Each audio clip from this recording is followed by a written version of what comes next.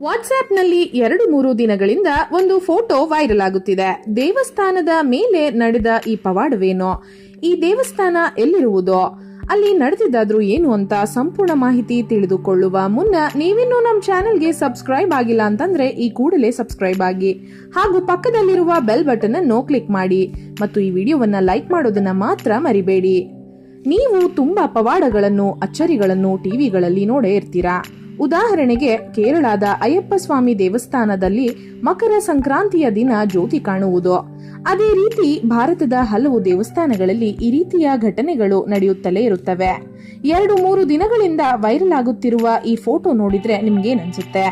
ಯಾವುದೋ ಅನ್ಯ ಗ್ರಹ ಜೀವಿಗಳ ಕಿರಣಗಳು ಅನಿಸಬಹುದು ಅಲ್ವೇ? ಈ ಘಟನೆ ನಡೆದಿರೋದು ಆಂಧ್ರಪ್ರದೇಶನ ಶ್ರೀಕಾಕುಲಂ ಸೂರ್ಯ ದೇವಾಲಯದ ಮೇಲೆ. ವರ್ಷಕ್ಕೆ ಕೇವಲ 1 ಬಾರಿ ಮಾತ್ರ ಸೂರ್ಯನ ಕಿರಣಗಳು ಈ ದೇವಸ್ಥಾನದ ಮೇಲೆ ಈ ರೀತಿ ಬೀಳುತ್ತದೆ. ಅಷ್ಟೇ ಅಲ್ಲದೆ ಈ ಕಿರಣಗಳು ಗರ್ಭಗುಡಿಯ ಒಳಕ್ಕೆ ಪ್ರವೇಶಿಸಿ ದೇವಾಲಯದ ವಿಗ್ರಹದ ಮೇಲೂ ಕೂಡ ಸೂರ್ಯನ ಕಿರಣಗಳು ಬೀಳುತ್ತವೆ. ಈ ರೀತಿ 6 ನಿಮಿಷಗಳ ಕಾಲ ಮೂಲ ವಿಗ್ರಹದ ಮೇಲೆ ಕಿರಣಗಳು ಬೀಳುವುದು. ಅದಕ್ಕೆ ಕಾರಣವೇನೆಂದರೆ ಈ ದೇವಸ್ಥಾನವನ್ನು ಆ ಶೈಲಿಯಲ್ಲಿ ನಿರ್ಮಾಣ ಮಾಡಲಾಗಿತ್ತು. ಇದೇ ರೀತಿಯ ದೇವಸ್ಥಾನ ಒರಿಸ್ಸಾದ ಕೊನಾರ್ಕ್ ದೇವಾಲಯ ಮತ್ತು ಬೆಂಗಳೂರಿನ ಗವಿಗಂಗಾಧರೇಶ್ವರ ದೇವಾಲಯ ಮತ್ತು ಕಂಚಿಯ ಕಾಮೇಶ್ವರ ದೇವಾಲಯದಲ್ಲೂ ಸಹ ಇದೇ ರೀತಿ ವಿಸ್ಮಯ ನಡೆಯುತ್ತದೆ.